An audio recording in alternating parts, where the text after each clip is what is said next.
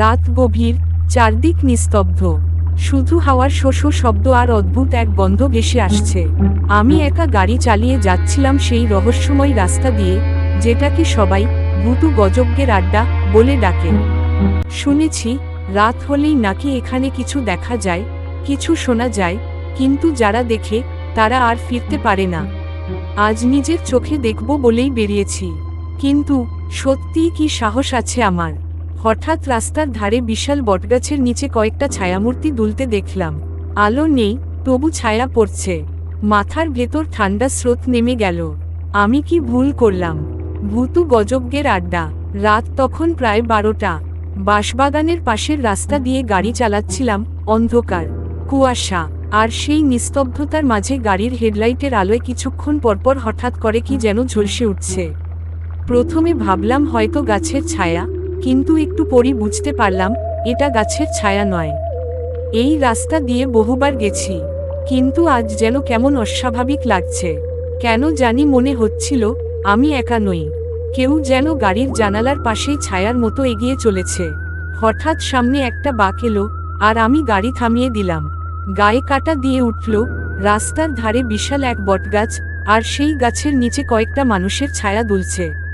কিন্তু আশেপাশে তো কোনো আলো নেই। ছায়াগুলো এল কোথা থেকে? আমি গাড়ি থেকে নেমে একটু সামনে এগিয়ে গেলাম। বুকের ভেতর ধুকধুক শব্দ, হঠাৎ কানে এলো ফিসফিসানি। এসেছিস? অনেকদিন পর তো। আমার শরীর বরফ হয়ে গেল। কে কথা বলছে? আমি তো এখানে কাউকে চিনি না। আমি পেছনে ফিরে তাকালাম, কিছুই নেই। সামনে তাকাতেই চোখ ছানাবড়া, একটা কঙ্কালসার শরীর, চোখের গর্তের ভেতর অন্ধকার, শুকনো ঠোঁটের কোণ থেকে রক্ত গড়িয়ে পড়ছে। আমি পেছাতে শুরু করলাম, কিন্তু কিছুতেই পা চলছিল না। সেই ফিসফিসানি আবার শুনতে পেলাম, আরও কাছে থেকে। ভুলে গিয়েছিস? আমরা সবাই তোকে চিনি। আমি দৌড়াতে শুরু করলাম। গাড়ির দরজা খুলে তাড়াতাড়ি স্টার্ট দিলাম, কিন্তু গাড়ি স্টার্ট নিল না। পেছনে থেকে সেই ভয়ঙ্কর ফিসফিসানি আবার এলো। ভূতু গজবগে ঢুকলে আর বের হওয়া যায় না। এবার আমি বুঝলাম শেষ হয়ে গেছি। হঠাৎই গাড়ির জানালায় একটা হাড়গোড়ের হাত পড়ল। চোখ বন্ধ করে চিৎকার করে উঠলাম, আর যখন চোখ খুললাম আমি শূন্যে ঝুলছি। চারপাশে শুধু ফাঁকা অন্ধকার, আর হাজারটা ভৌতিক মুখ আমার দিকে তাকিয়ে হাসছে। তারপর আর কিছু মনে নেই। সকালবেলা স্থানীয় লোকেরা রাস্তার পাশে আমার গাড়ি পড়ে থাকতে দেখেছিল। আমি ভেতরে অচেতন হয়ে পড়েছিলাম। সবাই বলে আমি একা গাড়ি চালাচ্ছিলাম, কিন্তু আমি জানি আমি একা ছিলাম না। সেই রাতের পর থেকে আর কেউ ওই রাস্তা দিয়ে একা যেতে সাহস পায় না, কারণ একবার ভূতু গজবগের আড্ডায় ঢুকলে আর ফেরার পথ থাকে না। আমি তখনও ধাতস্থ হতে পারিনি। লোকজন আমায় জল ছিটিয়ে জাগিয়েছিল, মাথায় প্রচণ্ড ব্যথা। কেউ একজন বলল, তুমি এখানে এলেই বা কেন? এই রাস্তা রাত 10টার পর বন্ধ থাকে, জানো না নাকি? আমি বিস্ময়ে তাকালাম। বন্ধ থাকে মানে? এটা তো সরকারি রাস্তা, বন্ধ কেন থাকবে? এক বৃদ্ধ এগিয়ে এসে ফিসফিস করে বললেন, ভূতু গজবগের রাস্তা রাত হলে আর মানুষের নয়, ওদের। ওরা যাদের ধরে আর ফেরায় না। আমার শরীর কেঁপে উঠল। বৃদ্ধ লোকটা খুব মন দিয়ে আমাকে দেখছিলেন, যেন আমার চোখের মধ্যে কিছু খুঁজছেন। তারপর নিচু স্বরে বললেন, তোমার গায়ে ওদের স্পর্শ লেগেছে, ফিরে আসতে পেরেছ, কিন্তু এখনও সম্পূর্ণ মুক্ত হওনি।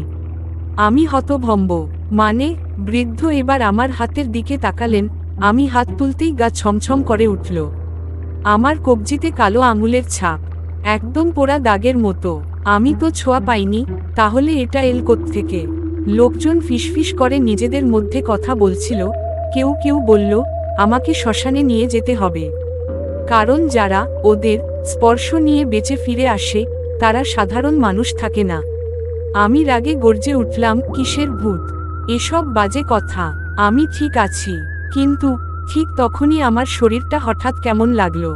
বুকটা দমচাপা লাগছে, কানে যেন হাজারটা ফিসফিসানি বাজছে। তোর দেহ এখন আমাদের। আমি হঠাৎই হাঁটু গেড়ে পড়ে গেলাম। বুকের ভেতর অসহ্য একটা যন্ত্রণা শুরু হলো। চোখের সামনে সব ঝাপসা। আমি কেবল অনুভব করলাম আমি একা নই। কয়েক মুহূর্ত পর যখন জ্ঞান ফিরল, আমি একটা অন্ধকার ঘরে শুয়ে। মাথার কাছে সেই বৃদ্ধ বসে মন্ত্র পড়ছিলেন, মাটিতে লালচে কিছু গাছগাছড়া পড়ছে, ধোঁয়া বেরোচ্ছে। আমি চোখ খুলতেই বৃদ্ধ বললেন, ওরা তোকে নিতে এসেছিল, আমি না থাকলে তুই আর ফিরতে পারতিস না। আমি হতবাক। ওরা মানে? বৃদ্ধ বললেন, ভূতু গজজ্ঞের আড্ডা শুধুই গল্প নয়, এটা আসলে এক অভিশপ্ত স্থান। বহু বছর আগে এখানে কয়েকজন সাধু তন্ত্র সাধনা করেছিল, কিন্তু তারা এক ভয়ঙ্কর ভুল করেছিল। বৃদ্ধ বললেন, তুই ভাগ্যবান, এখনো সম্পূর্ণ ওদের দখলে যাসনি, কিন্তু তোর শরীরের ভেতরে কিছু একটা ঢুকে গেছে। যদি সময়মতো বের না করি, তুই ধীরে ধীরে ওদের মতো হয়ে যাবি। আমার শিরদাঁড়া বেয়ে ঠান্ডা স্রোত নেমে গেল। আমি কাঁপতে কাঁপতে বললাম, কি করতে হবে? বৃদ্ধ বললেন, তোর শেষ শুদ্ধিকরণ বাকি, কাল রাতেই হবে। শ্মশানের কাছে যেতে হবে, ওদের ডেকে আনতে হবে। তারপর তিনি হঠাৎ চুপ করে গেলেন, মুখটা কঠিন হয়ে উঠল। আমি বললাম, তারপর কি? বৃদ্ধ আস্তে করে বললেন, তারপর হয় তুই মুক্তি পাবি, নয়তো চিরকালের জন্য ওদের দলে চলে যাবি। বৃদ্ধ বলেছিলেন, মুক্তির একটাই উপায়, শ্মশানে গিয়ে ওদের সামনে দাঁড়াতে হবে। যদি তন্ত্রমন্ত্র ঠিকভাবে করা যায়, তাহলে আমার শরীর থেকে তাদের ছায়া সরবে। না হলে? আমার মাথার ভেতর তখনও অজস্র ফিসফিসানি বাজছিল। চোখের সামনে মাঝে মধ্যে ঝাপসা কিছু অবয়ব ভেসে উঠছিল, কখনো একটা কালো হাত, কখনো ফাঁসির দড়ির মতো কিছু। মনে হচ্ছিল আমি দুই জগতের মাঝখানে ঝুলে আছি। রাত তখন 11টা। আমি, বৃদ্ধ আর দুইজন স্থানীয় লোক মশাল হাতে শ্মশানের দিকে চললাম। রাস্তা নির্জন, বাতাস থমথমে। মনে হচ্ছিল কেউ বা কিছু আমাদের প্রতিটি পদক্ষেপ লক্ষ্য করছে।